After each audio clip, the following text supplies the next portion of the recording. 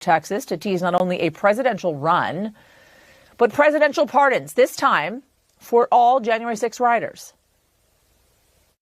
If I run and if I win, we will treat those people from January 6th fairly. We will treat them fairly. And if it requires pardons, we will give them pardons because they are being treated so unfairly.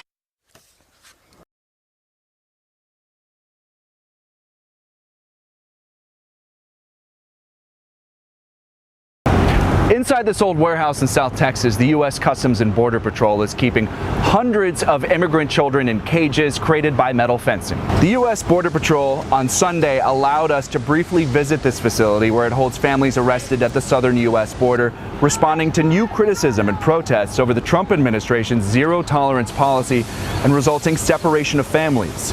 At that time, more than 1,100 people were inside the large, dark facility that's divided into separate wings for unaccompanied children, adults on their own, and mothers and fathers with children. The cages in each wing open out into common areas to use portable restrooms.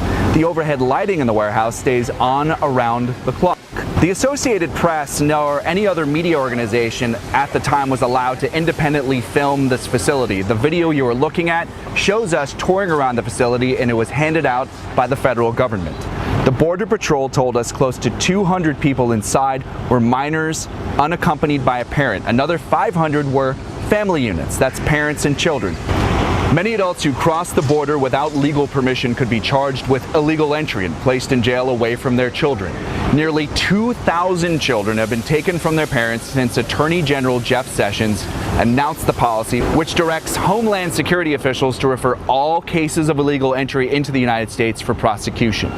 Church groups and human rights advocates have sharply criticized this policy, calling it inhumane. Facility behind me is essentially a clearinghouse for these illegal entry cases. When there are families involved, this is a place where families are separated because the parents' next step is to go to federal court. Cases, the parents are being given handouts on how to find their children once their legal cases are disposed of, but there is really no way to verify how accurate those handouts are and if the parents are having any luck in finding their kids in a timely manner. John Moan, Associated Press.